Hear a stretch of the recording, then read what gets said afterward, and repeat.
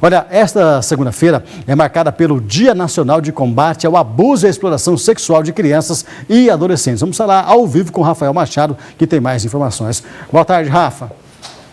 Boa tarde, Cid. Hoje, então, é o Dia Nacional de Combate à Exploração Sexual de Crianças e Adolescentes.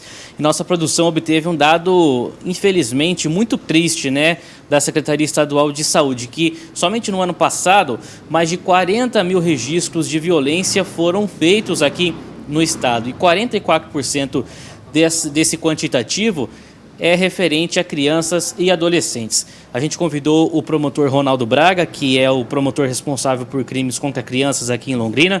Doutor, primeiramente, boa tarde. Como que está a situação de enfrentamento à violência infanto-juvenil e infantil aqui na nossa cidade? Olha, nós temos aqui instituições preparadas, especializadas nessa área. Tem uma delegacia preparada, que é o NUCRIA, e também temos uma vara dedicada aos crimes contra crianças e adolescentes, que é a 6ª Vara Criminal. O trabalho não parou e continuamos atuando nessa situação de pandemia sem parar. Os números que vocês têm obtido aí nos últimos meses dão conta de um aumento, uma estagnação ou até mesmo uma diminuição nesse tipo de crime que é cometido na cidade? Olha, não há uma diminuição nesse tipo de criminalidade, né? Infelizmente, agora, no período de pandemia, o que há é uma subnotificação. É importante a gente dizer que 70% dos crimes contra crianças e adolescentes são praticados no seio das famílias. Ou são genitores, ou é algum parente próximo, alguém que está dentro da residência. Então, nessa situação da pandemia, se já é difícil as pessoas denunciarem, por exemplo, uma agressão doméstica, quanto mais uma criança ou adolescente denunciar algo que está ocorrendo dentro da sua residência. Os principais protetores dessas crianças são os professores, os colegas de escola e outros parentes que não estão tendo contato com essas crianças. Então está ocorrendo, que a gente pode perceber, uma diminuição das notificações. Isso é um reflexo na interpretação do senhor de que as pessoas não estão procurando as formas de denúncias, doutor? Sim, está mais difícil para as pessoas perceberem que a criança está sendo vítima de violência.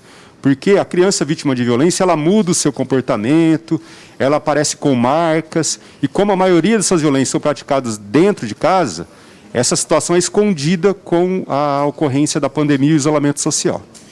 E a pandemia do coronavírus, ela tem agravado ainda mais a situação desse tipo de violência? Sim, agrava, porque o contato é muito mais próximo, a criança não tem como, por vezes, correr do seu agressor ou ir para outro lugar em razão do seu agressor, os meios de comunicação, como diz, estão cortados, então nossa preocupação é muito grande nesse período de pandemia.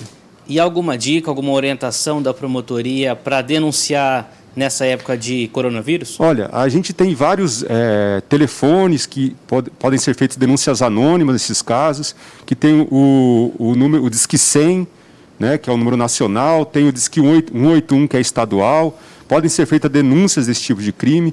Por exemplo, um vizinho que escuta um grito de criança, algo reiterado, que assusta, pode entrar em contato para denunciar, porque aí os órgãos de fiscalização podem ir até o local e verificar em loco como é que está essa situação. Doutor, o pai, a mãe, o responsável que está assistindo a gente nesse momento, algumas orientações básicas de como essas pessoas podem perceber que eventuais crimes de violência sexual contra o seu filho, o seu sobrinho, o seu neto estejam acontecendo? Algum padrão assim nessa questão de dicas, de orientações? Olha, a criança ou adolescente vítima de algum crime sexual, em regra, ele tem uma mudança de comportamento.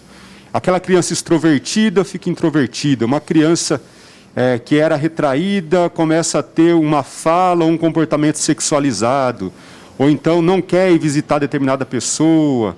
Ou seja, há uma mudança que os pais percebem nesse tipo de situação, e aí é importante ter um diálogo aberto com a criança, ter um ouvido atento, um olhar atento para perceber que a criança não está normal, que pode estar acontecendo alguma coisa. Tá certo, doutor Ronaldo Braga, muito obrigado pelas informações. Conversamos então, Cid, com o promotor Ronaldo Braga, que é o promotor responsável por crimes contra crianças aqui em Londrina. Ele também abrange a situação das mulheres e também dos idosos, mas hoje especificamente veio falar sobre o Dia Nacional de Combate à Exploração Sexual de Crianças e Adolescentes. Temos muito que avançar ainda nesse tipo de combate, né, Cid? Não tenha dúvida disso. Obrigado, Rafa. Obrigado pelas informações. Realmente, pessoal, um dia para não se comemorar, né? Não tem o que se comemorar. É um dia de combate a esse tipo de crime, realmente lamentável. O que passa anos e anos e a gente não vê, cara, uma medida eficaz, assim, vamos dizer dessa forma, né? Para coibir esse tipo de crime. Você sabe por quê? Porque a maioria, o próprio promotor falou na entrevista, a maioria desses crimes é praticada por pessoas conhecidas da criança, por algum padrasto, às vezes pelo pai, pela mãe, às vezes pelo irmão, pelo tio, pelo sobrinho. Ó, para você ver que situação. A maioria é praticada dentro de casa mesmo. É difícil você tentar evitar, né? Porque você não vai deixar seu filho com pessoa desconhecida. Pelo menos eu não deixo o meu. Entendeu? Meus filhos não vão para casa de desconhecido de jeito nenhum. Vão para casa que a gente conhece, né?